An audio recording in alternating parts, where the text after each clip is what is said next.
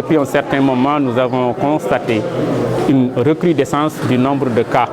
Et cela est lié tout simplement à un non-respect des mesures barrières. Même si tout le monde sait comment respecter ces mesures barrières, le constat est que dans les faits, les gens ne les respectent pas. Et pour cela, nous avions jugé nécessaire véritablement de revoir un peu l'approche par rapport à la riposte.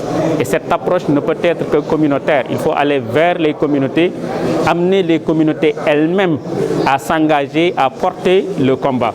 Et c'est ça que le ministère du Développement communautaire a fait en initiant un programme, le sous-programme de résilience communautaire à la COVID, avec comme instrument principal ce qu'on appelle les conventions locales de résilience communautaire.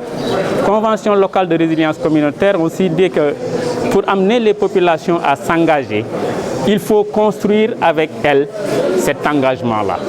Et donc cela nécessite un certain nombre d'étapes qui permettent aux populations de se rendre compte de leur vulnérabilité, la vulnérabilité d'abord de leur quartier. Et c'est ça qui nous a amené à faire des ateliers dont la première étape a été de faire le profilage même du quartier.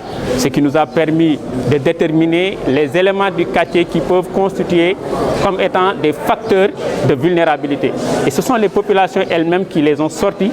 Ce sont les populations elles-mêmes qui ont proposé des actions pour pouvoir remédier donc, à ces difficultés-là qui pourraient découler de cette situation de vulnérabilité de leur quartier.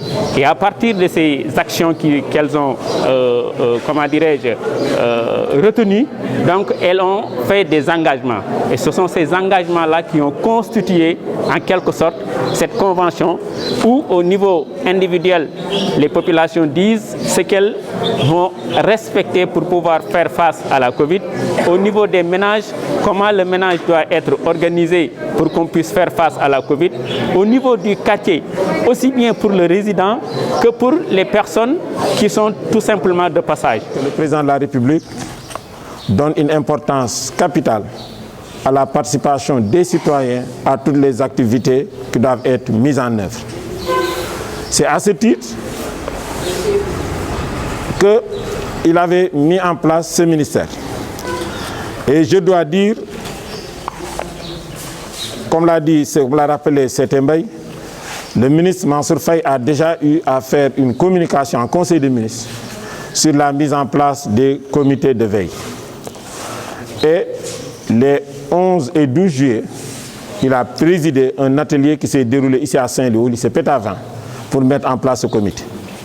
C'est le lieu, en tant que fils de Balakos, de féliciter vivement la population balakossoise et aussi tous les membres de ce CVA. Car si on est là aujourd'hui pour signer la première convention communale sur le territoire national, ce n'est pas le fruit du hasard.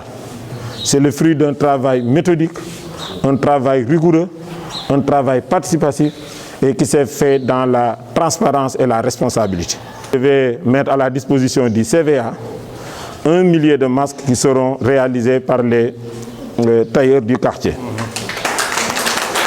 Comme je l'avais fait aussi en procédant à la désinfection des lieux de culte, nous allons aussi le renouveler avec l'appui quand même des membres du CVA. Et aussi, je m'engage aussi à accompagner les femmes pour une formation dans la fabrication des savons et de l'eau de javel.